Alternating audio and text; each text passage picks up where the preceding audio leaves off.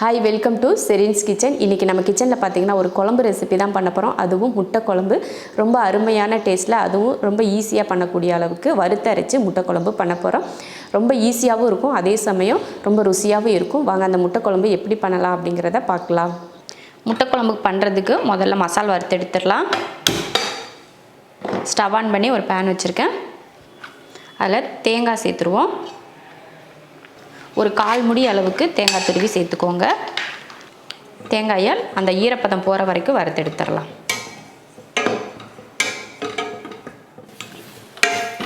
தேங்காய் இந்த அளவுக்கு வதக்குனதுக்கப்புறமா இதில் மல்லி சேர்த்துடலாம். 1 2 3 4 இந்த ஸ்பூனில் 4 ஸ்பூன் மல்லி, சோம்பு 1 ஸ்பூன், மிளகு 1 ஸ்பூன், 1/4 ஸ்பூன் ஜீரகம், ஒரு 7 போல் வரமிளகாய் சேர்த்துருக்கேன். உங்கள் காரத்தை அனுசரித்து நீங்கள் மிளகாய் சேர்த்துக்கோங்க. இந்த மாதிரி ஒரு துண்டு பட்டை, ஏலக்காய் 3, கிராம்பு 3. இப்போ இதை வறுத்து எடுத்துடலாம்.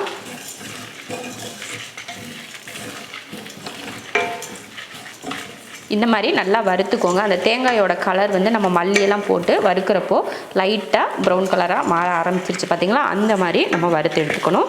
அவ்வளோதான், வறுத்தாச்சு. இப்போ அடுப்பை ஆஃப் பண்ணிவிட்டு இதை ஆற வச்சுட்டு அரைச்சிக்கலாம். இப்போ மசாலா வந்து நல்லா ஆறிடுச்சு. மிக்ஸி ஜாருக்கு மாற்றி அரைச்சிக்கலாம். மசாலா பார்த்திங்கன்னா அரைச்சாச்சு. மசாலா ரெடியாக இருக்குது. இப்போ குழம்பு தாளிச்சிடலாம். குழம்பு தாளிக்கிறதுக்கு எண்ணெய் ஊற்றி எண்ணெய் காஞ்சிருச்சு. இதில் வெங்காயம் சேர்த்துக்கலாம். நான் வந்து சின்ன வெங்காயம் தான் சேர்க்குறேன். நீங்கள் பெரிய வெங்காயம் சேர்க்குறதுனா ஒரு பெரிய வெங்காயத்தை குட்டியாக கட் பண்ணி எடுத்துக்கோங்க. கொஞ்சம் கருவேப்பிலை. வெங்காயத்தை நல்லா பொன்னிறமாக வதக்கிக்கலாம்.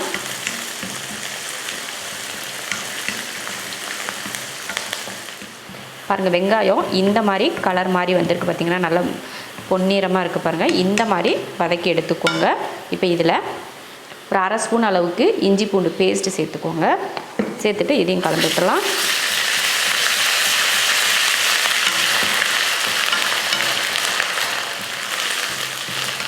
அவ்வளோதான். இந்த மாதிரி பச்சை வாடை போனதுக்கப்புறமா தக்காளி சேர்த்துக்கலாம். ஒரே ஒரு தக்காளி சேர்த்துக்கோங்க போதும். அடுத்து ஒரு உருளைக்கிழங்கு தோல் சீவிட்டு சின்னதாக கட் பண்ணி எடுத்துருக்கேன். பச்சையாக தான் சேர்க்குறேன், வேக வைக்காத உருளைக்கிழங்கு தான் இது. கொஞ்சம் உப்பு போட்டு வதக்கிக்கலாம். அப்போ தான் உருளைக்கிழங்கும் அந்த தக்காளியும் நல்லா வதங்கி வரும்.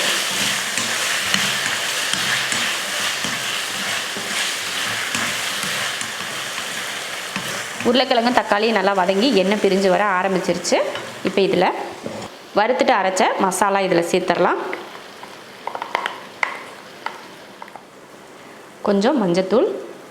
இப்போ இதை கலந்து விட்டுருவோம். நம்ம எப்பயுமே பண்ணுறது தான் மசாலா. இது போல் எண்ணெயில் கொஞ்சம் நேரம் வதக்கி விட்டுக்கோங்க. 1 நிமிஷம் 2 நிமிஷம் வரைக்கும்.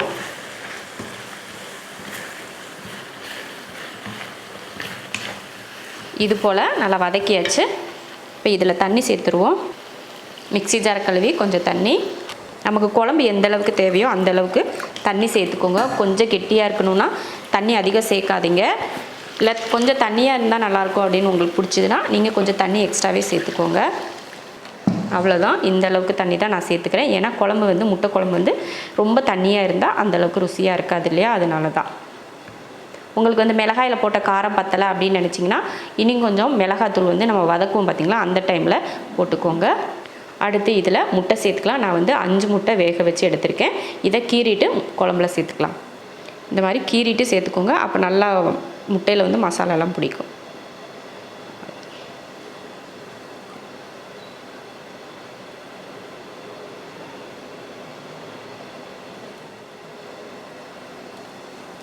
குழம்புக்கு தேவையான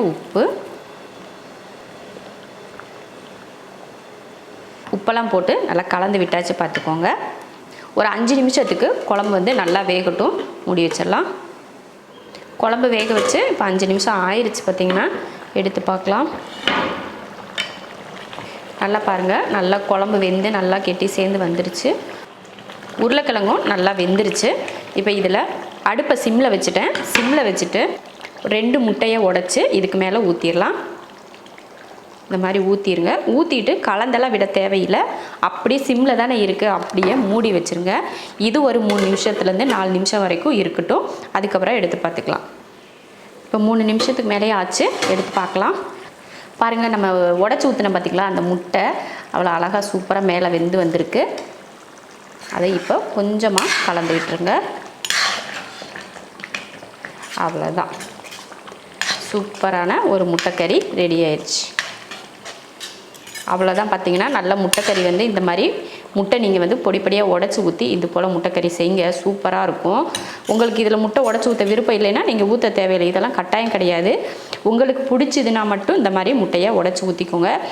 இந்த முட்டை போட்டோம் பார்த்திங்களா, அதை விட இந்த உடச்சி ஊற்றிருக்க முட்டை வந்து ரொம்ப டேஸ்ட்டாக இருக்கும், இந்த மாதிரி உடச்சி ஊற்றின முட்டை. அதே போல் இந்த பெரிய முழுசாக முட்டை போடாமல் இந்த மாதிரி இதே மெத்தடில் உடச்சி ஊற்றின முட்டைக்கறியும் நீங்கள் செய்யலாம். அது வந்து உங்கள் விருப்பம். 2 மெத்தட்லேயுமே நீங்கள் செய்யலாம். ஒன்று அவிச்சு போடலாம், இல்லைன்னா உடச்சி ஊற்றி செய்யலாம், அது உங்கள் விருப்பம். 2க்குமே இதே மெத்தடில் செய்யுங்க, சூப்பராக இருக்கும். அவ்வளோதான். இது சாப்பாடு, சப்பாத்தி, பரோட்டாக்கெல்லாம் ரொம்ப அருமையாக இருக்கும். இப்போ அடுப்பு ஆஃப் பண்ணிடுவோம். முட்டைக்கறி ரெடி ஆயிடுச்சு. இது போல் ஒரு முட்டைக்கறி செஞ்சு பார்த்துட்டு எப்படி இருக்குன்னு சொல்லிட்டு கமெண்ட்டில் சொல்லுங்கள். பிடிச்சிருந்தா லைக் பண்ணிவிட்டு ஷேர் பண்ணிவிட்டு நம்ம ஷெரின்ஸ் கிச்சன் சேனலை சப்ஸ்கிரைப் பண்ணி பக்கத்தில் இருக்க பெல் ஐக்கானை கிளிக் பண்ணி வச்சுக்கோங்க.